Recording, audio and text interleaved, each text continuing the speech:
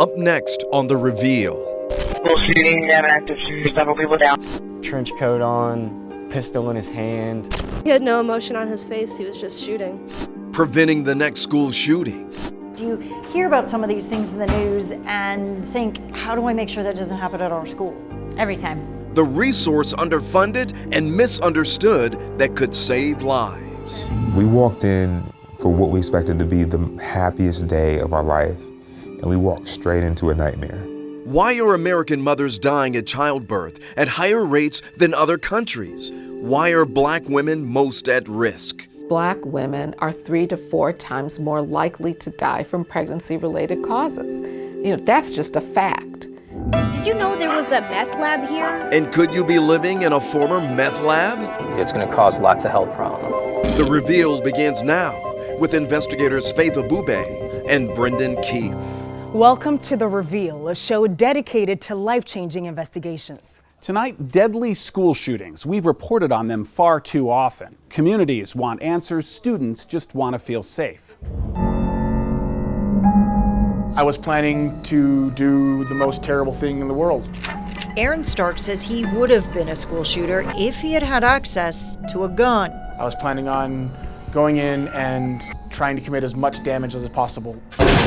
His plan, forged from darkness and despair. As a teenager, Stark says he was an obese social outcast, often bullied and belittled. He felt worthless and alone. If I would have had someone who would have listened to me, I would have ran into there and told them everything. I never felt like I could be heard. So, are school counselors a possible solution? In most schools, it's a resource that's ignored or underfunded. The national standard is 1 school counselor for every 250 students. But our investigation found in Metro Atlanta schools, only about 2% meet that mark. I guess you're not going to be the game we're going to, and that makes me sad. They're the first people you can always go to if you need help with anything, like family issues, relationship issues. There's so much of that in high school. Pope Senior Morgan Meade is talking about school counselors. She says they're critical, but admits students are unlikely to open up to someone they don't know. I feel like some students are scared. Yeah. Patty De Silva is one of the counselors trying to ease those fears. We'll talk to you about your dog dying, if that really affects you, or we'll talk to you about celebrations. Students at Pope have more counselors than most. There is 1 for every 400 students. I've heard that 1 to 250 is ideal. Yes, in a perfect world, if I had 250 kids on my caseload, I could probably meet every single one of them every single year. So you don't meet every student every year? No. There's no way. I have 400 kids and 180 days of school. That's what your mom says. De Silva does meet one-on-one with every student she is assigned in their junior year. Too often, it is the first time they have talked. Are you a little stressed? That's why the American School Counselor Association and several studies on school safety recommend a ratio of 1 counselor for every 250 students. To be able to, it's hard to find a counselor that disagrees. Who thinks that would be beneficial? Oh, yes. 2 hands? Yes. 2 hands feet. According to data from the U.S. Department of Education, in the 2015 school year, less than 2% of Metro Atlanta schools met that national standard. And only a third, 38%, even met the state-funded requirement of 450 students per counselor. There's a high school with a ratio of 1 to 869. That's bonkers. We found 12 Metro elementary schools that only had 1 counselor for every 1,000 students. Counselors argue if we want to keep kids safe, we have to do better. What we found with the students is when they hit what's really just like a speed bump, it's like a roadblock to them, or it's like a complete wall that's built up. The danger comes when students feel they need to bust down that wall, and they don't care who gets hit by those bricks. When you have so many students, you always wonder who's not coming in the office. And whenever I'm walking in the halls, if there's a piece of paper on the ground, I always pick it up and I read it, just in case. Just in case there is a threat or red flag a student plans to harm themselves or others. Often those notes are found on social media. Instagram especially. The threats of a possible mass murder at Etowah High School. Investigators found an explosive device in McCurley's home.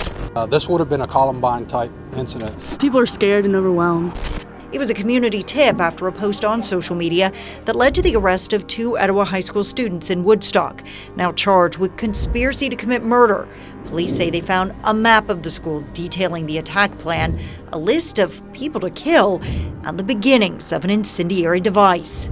We have more policemen out at the school watching and more security cameras. Nicole Martin is a 10th grade student at Etowah High. She says the increased police protection on campus makes her feel safer. When asked about school counselors, I really just think about the people that help us find our classes. We don't know if the students arrested were on their counselor's radar.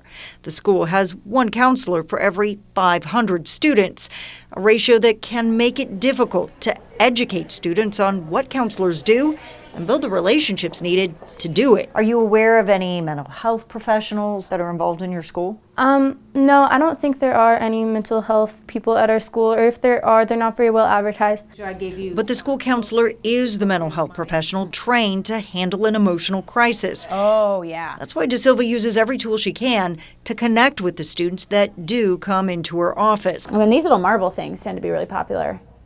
I think because they're just weird. It is filled with trinkets, stress balls, coloring books, even a doll. Sometimes they beat it against my desk. Her walls are lined in quotes. Oh, this was my very first one. Stressed is just dessert spelled backwards. That's actually the one that gets the most comments, too. DeSilva knows personally how important a counselor can be. I actually lost my mom when I was a teenager. Her counselor started a grief group for her and other students dealing with loss. She says that group got her through high school, and it now guides her work. I want to show students that there's always a light at the end of the tunnel. You just have to look for it. Sometimes it's really, really small, but it's there, and as long as you just keep heading towards it, you'll get to it. Rebecca, if we were to add more counselors to lower that ratio, how much would it cost? We would actually have to double the number of counselors we have on staff right now, which I estimate would cost Georgia taxpayers about $4 billion. That's a lot of money. It is, but schools that have more counselors, studies show, have fewer disciplinary problems, fewer suspensions, and a higher graduation rate. So what about our viewers at home? If they want to find out how the counselor ratio works in their own districts, what do they have to do? We've actually taken all of the data we've received. We've used it to build an interactive map so that parents can go and look at their child's school district, as well as compare it to any other district in the state, even in the country. Coming up on The Reveal. This is beautiful baby. Thank God he's born perfectly healthy and he's amazing. And then less than 12 hours, she's dead. More mothers are dying during childbirth every day in America from preventable causes. But why are Black women more at risk?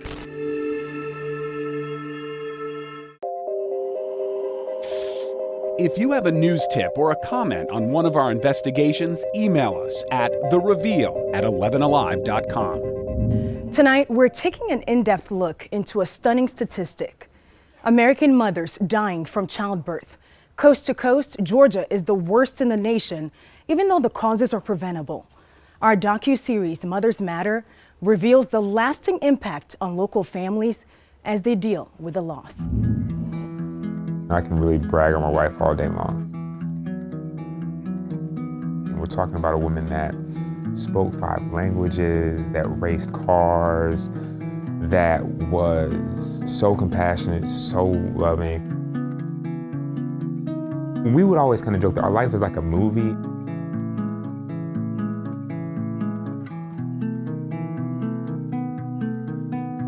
For Kira and I, we always wanted back-to-back boys.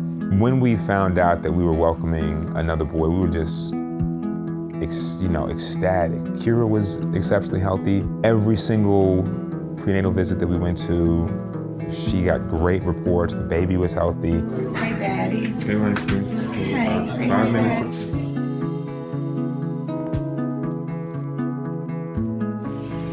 Hey, Langston. We're waiting on you, buddy.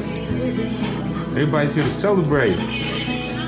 Shortly after Langston was born, they took us back to recovery. Kira's sitting there, and I first noticed that there was blood in the catheter at her bedside. I brought it to the attention of the nurses and the doctors. They ordered a CT scan that was supposed to be performed stat, right? And so stat, in my mind, I'm thinking that means immediately.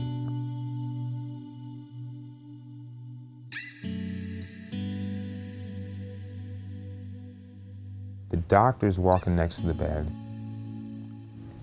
and he says to me, I'm gonna fix it, and she'll be back in 15 minutes. She'll be back in 15 minutes.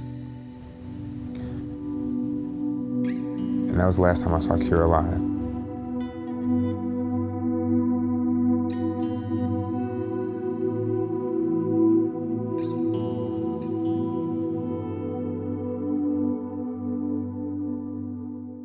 It's this beautiful baby. Thank God he's born perfectly healthy and he's amazing. And then less than 12 hours, she's dead.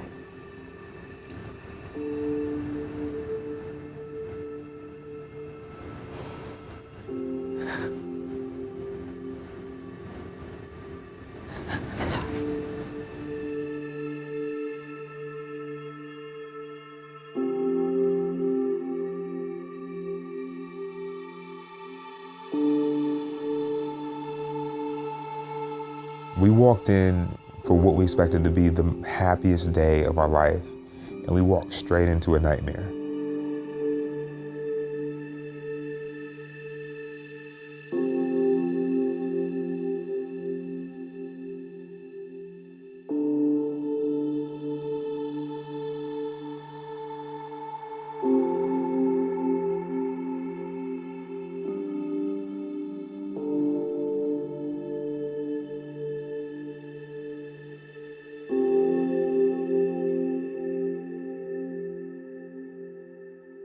Black women are 3 to 4 times more likely to die from pregnancy-related causes. That's just a fact. So it's wrong that that exists.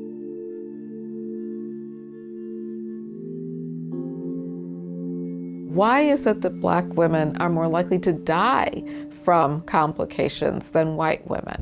All right, so Jeremy, your team found that this is even an issue when the mothers survive.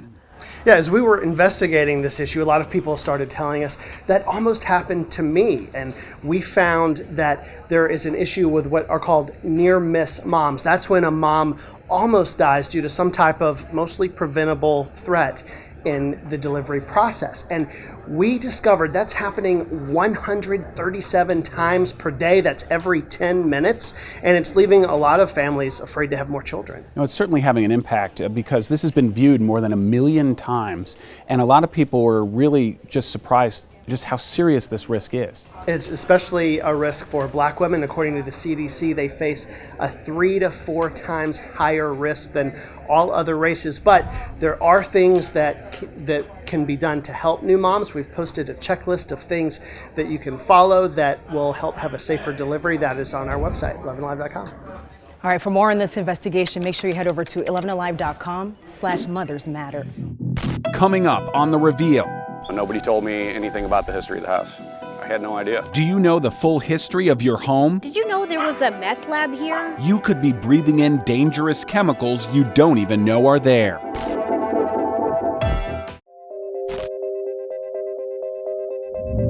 You may be living in a contaminated home and not even know it. Homes once used to cook methamphetamine have been shown to cause serious health problems years after the chemicals are gone. This is the only safe way to get near a meth lab. You need a gas mask, gloves, and a full-body hazmat suit like this one. Why? Because the chemicals used to make this illegal drug can kill you. So why are so many Missouri families, Did you know there was a meth lab here? living in former meth labs? From Arnold. Nobody ever told you that? No, they didn't. To St. Charles. Did anyone ever tell you that? No. Nobody told me anything about the history of the house. I had no idea. In fact, in Missouri, we found more than 3,000 homes that used to be meth labs. 95 of them are right here in the St. Louis area.